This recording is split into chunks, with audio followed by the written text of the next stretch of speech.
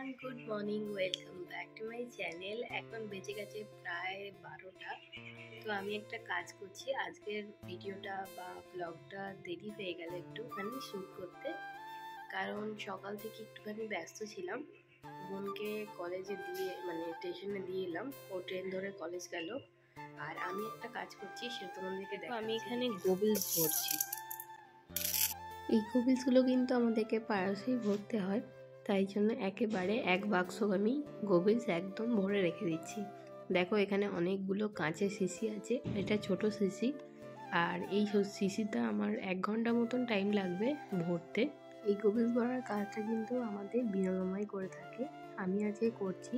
এটা একটা প্যাকেট শেষ করতে আমার 1 ঘন্টা টাইম লেগেছে, আগেই তোমাদেরকে বললাম। এরপরে যেটা তোমাদের সঙ্গে শেয়ার করে নিই, সেটা শেয়ার করব।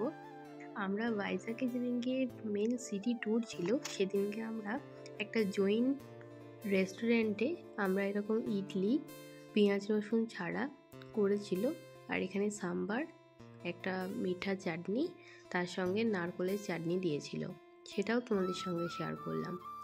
এরপরে একটুখানি উপরে গিয়ে একটা মন্দির ছিল, সেখান থেকে ভাইজাগ ভিউটা অপূর্ব।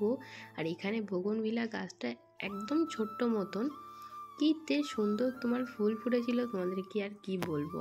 আর ওখানকার ফুলগুলো এতই সুন্দর যে দেখতে এত ভালো লাগছিল, তোমাদের সঙ্গে শেয়ার না করে পারলাম না। ভাইজাগ সিটি ট্যুরের মধ্যে একটা মেইন জায়গা পয়েন্ট তোমাদেরকে দেখাবে, সেটা হলো রামা নাইডু ফিল্ম সিটি। এটা হচ্ছে এন্ট্রেন্সটা। আমরা ঢুকেই সামনে এরকম ফ্রন্টের ভিউটা তোমরা পাবে। একদিকে পাহাড়ের উপরে এই রামা নাইডু ফিল্ম সিটিটা অবস্থিত। এটা ভাইজাগ সিটিটা পুরো দেখা যায়। যেরকম শিব দুর্গার যে মন্দিরটির যে স্ট্যাচুটা আছে, সেখান থেকে যেরকম ভাইজাগের প্রত্যেকটা সিন দেখা যায়, সেরকম রামা নাইডু ফিল্ম সিটির ভিতরে আমাদের 30 টাকা করে টিকিট নিয়েছিল পার হেড, আর ঢোকার সময় নিয়েছিল 70 টাকা। আমরা যেহেতু 7 জন মতন ছিলাম, তাই জন্য 10 টাকা করে এন্ট্রি ফি নিয়েছিল, আর পার হেড 30 টাকা করে আমাদের টিকিট কেটে এখানে ঢুকতে হয়েছিল। এখানে প্রত্যেকটা জায়গাতেই যে তেলেগু ফিল্মগুলো শুটিং করা হয়, যেরকম এখানে এই সাইডে আছে যেরকম হাসপাতাল, কোর্ট, তারপরে তোমার বড় যে বিল্ডিং সেটা আছে, এখানে যে গ্রামে যে মাঠঘাট বাড়িঘর, এগুলো সমস্তটাই দোকান পাঠশালা সমস্তটাই কিন্তু এই ফিল্ম সিটিটার মধ্যে রয়েছে।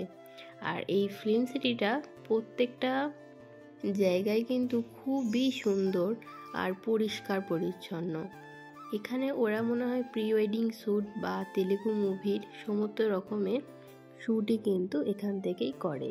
যেরকম এখানে দেখো, এখানে যে পুলিশ স্টেশন, তারপরে বড় বাংলো তোমাদের দেখতে পাচ্ছ, যে সোজাসুজি যে বড় যে বাংলোগুলো আছে, সেটাও কিন্তু এখান থেকেই শ্যুটিং করা হয়। আর ভিতরে কিন্তু খাবার ব্যবস্থা আছে, পিকনিকেরও ব্যবস্থা আছে, তোমরা চাইলে কিন্তু ওখানে গিয়ে পিকনিকও করতে পারো। ভাইজাগ ট্যুরের মধ্যে যে সমস্ত জায়গাগুলো আছে, তার মধ্যে রামাডু বা রামা নাইডু যে ফিল্ম সিটিটা আছে, এটা কিন্তু অবশ্যই তোমরা ভিজিট করবে।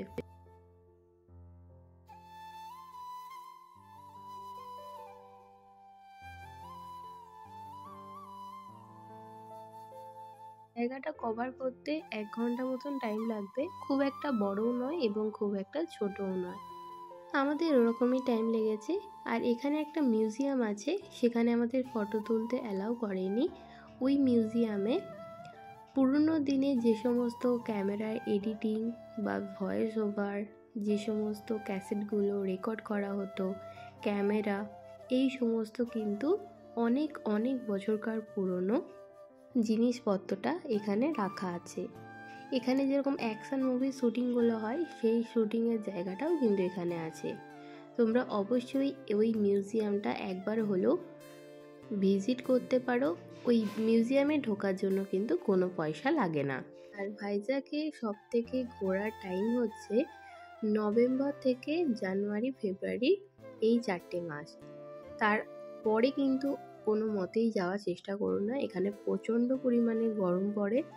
এই টাইমটাই কিন্তু একদম বেস্ট টাইম, আর এখানকার ওয়েদার কিন্তু খুবই সুন্দর। রামানাইডুর বাইরে থেকে এরকম ভিউ দেখা যায়, আর ভিতর থেকে একটু আগে গিয়েই তোমরা বুঝতে পারবে যে মঞ্চ থেকে এই যে ব্যাক সাইডের ভিউটা বা সিটি ভিউটা কিন্তু দেখা যায়। কেরালা বা সাউথ ইন্ডিয়া যে সমস্ত গ্রাম্য বাড়িগুলো আছে এই আদলে তৈরি করা হয়েছে।